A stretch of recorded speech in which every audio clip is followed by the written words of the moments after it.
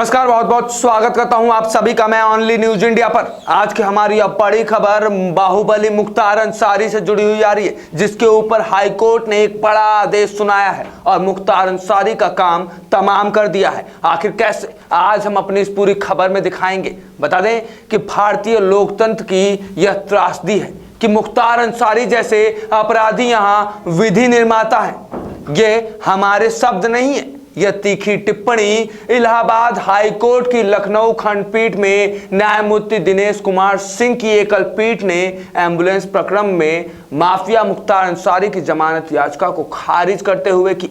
बता दें कि उत्तर प्रदेश के बांदा जेल में बंद बाहुबली और पूर्व विधायक मुख्तार अंसारी को इलाहाबाद हाईकोर्ट की लखनऊ बेंच ने एक बड़ा झटका दिया और झटका देते हुए बाराबंकी एम्बुलेंस केस में उसकी जमानत अर्जी को खारिज कर दिया। इस दौरान हाईकोर्ट लखनऊ बेंच में जस्टिस दिनेश कुमार सिंह की सिंगल बेंच ने मुख्तार अंसारी पर अहम टिप्पणी भी की और कहा कि भारतीय लोकतंत्र की यह बहुत बड़ी त्रासदी है कि मुख्तार जैसा अपराधी यहां कानून बनाते फिरते हैं। दरअसल शुक्रवार को इलाहाबाद हाईकोर्ट लखनऊ बेंच ने बाराबंकी एम्बुलेंस मामले में बाहुबली मुख्तार अंसारी की जमानत अर्जी पर सुनवाई की थी। कोर्ट ने अपने आदेश में मुख्तार अंसारी के खिलाफ जघन्य अपराधों से जुड़े 56 मामलों का इतिहास रखा और उसे डर है कि अगर वह जमानत पर छूटता है तो वह गवाहों को प्रभावित करेगा, इसके साथ ही सबूतों के साथ खिलवाड़ भी कर सकता है।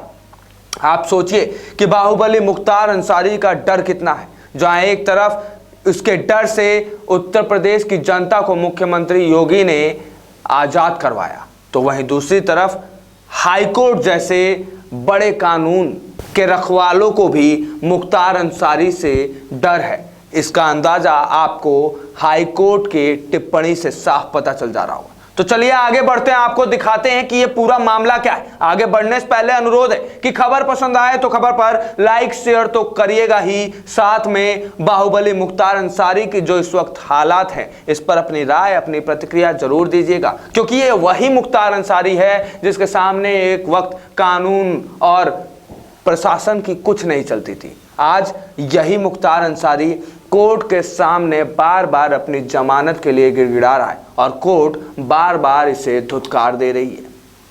हाईकोर्ट ने मुख्तार अंसारी के खिलाफ दर्ज 56 आपराधिक मुकदमों का जिक्र करते हुए अपने आदेश में कहा कि लोगों के दिलो दिमाग में आरोपी का भय है। ऐसे में कोई भी उसे या उसके आदमियों को चुनौती देने की हिम्मत नहीं करता। आदेश में लिखा है कि अभियोजन की इस आशंका से इनकार नहीं किया जा सकता है कि जमानत पर बाहर आने के बाद आरोपी मुख्तार अंसारी सबूतों और गवाहों को प्रभावित कर सकता है, सबूतों और गवाहों के साथ खिलवाड़ कर सकता है। यह आदेश न्यायमूर्ति दिनेश कुमार सिंह की एकल पीठ ने मुख्तार अंसारी की जमानत याचिका पर सुनवाई करते हुए पारित किया।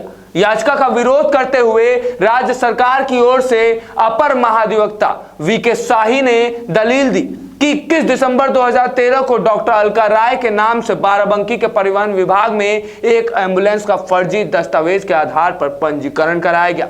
मामले का खुलासा होने पर जांच की गई तो डॉक्टर अलका राय ने स्वीकार किया कि मुख्तार जैसे बाहुबली और उनके पास कुछ दस्तावेज लेकर आए थे, जिस पर उन्होंने भय और दबाव में दस्तखत कर दिया। मामले का खुलासा होने पर उन पर यह भी दबाव डाला गया कि वह कहें कि मुख्तार की पत्नी अफसा अंसारी 4-5 दिन के लिए एम्बुलेंस को किराए पर पंजाब लेकर गई थी। दरअसल 21 दिसंबर 2013 का दिन था जब बाराबंकी के परिवहन विभाग ने डॉक्टर अलका राय के नाम से फर्जी दस्तावेजों के आधार पर एक एम्बुलेंस का रजिस्ट्रेशन कराया था।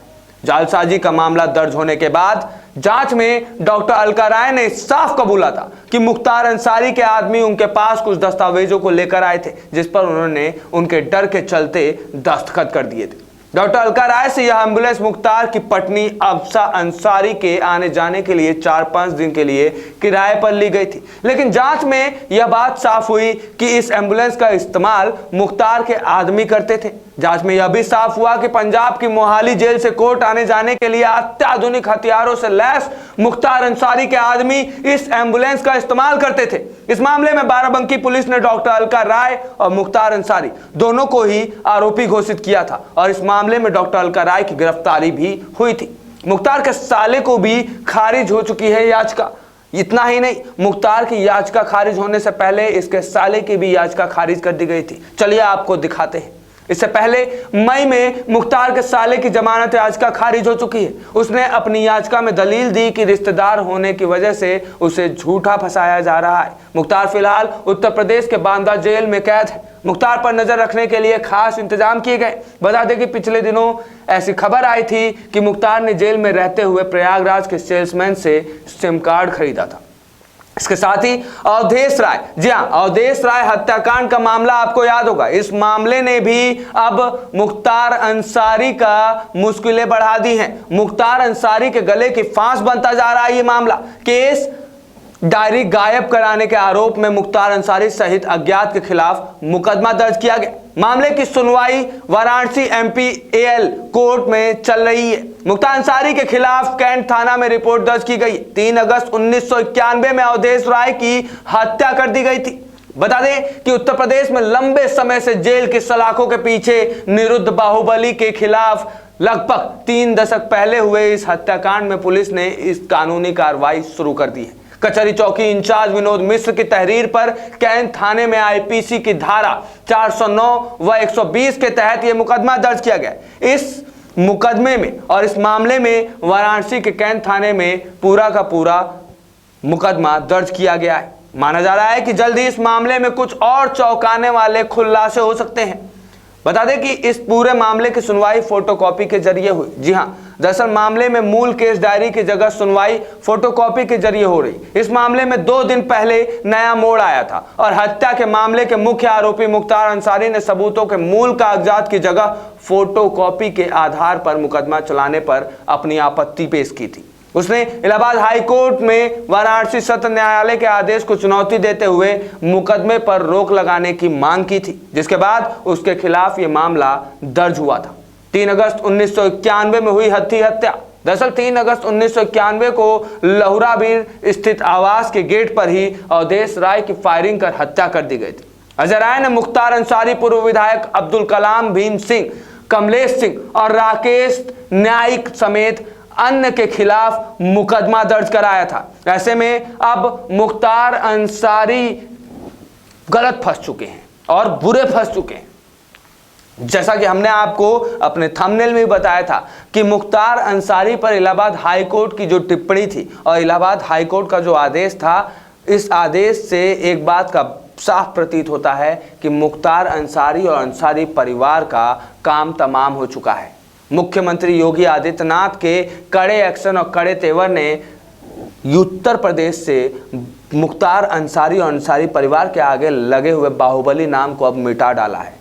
ऐसे में मुख्तार अंसारी पर चल रहे केस और मुख्तार अंसारी पर ये जो एक्शन लिया गया है उत्तर प्रदेश सरकार और पुलिस द्वारा, ये उन तमाम बाहुबली और माफियाओं के लिए एक नज़ीर है कि अगर अब योगी राज में आप माफियागिरी करेंगे, बेवकूफ़ियाँ करेंगे, तो आप बच नहीं पाएंगे। जैसा मुख्तार अंसारी की हालत उत्तर प्रदेश के जेलों में है, कुछ वैसा ही हाल उन माफियाओं का भी होगा जो उत्तर प्रदेश में योगी के रहते अपने कदम आगे बढ़ाएंगे। इस पूरे खबर पर अपनी राय प्रतिक्रिया जरूर दीजिएगा। इस खबर को ज़्यादा से ज़्यादा लोगों तक शेयर भी करिएगा ताकि सच्चाई ज़्यादा से ज़्यादा लोगों तक पहुँचे। ऐसे ही खबरों के लिए बने रहिए हमारे साथ ओनली न्यूज़ इंडिया। धन्यवाद।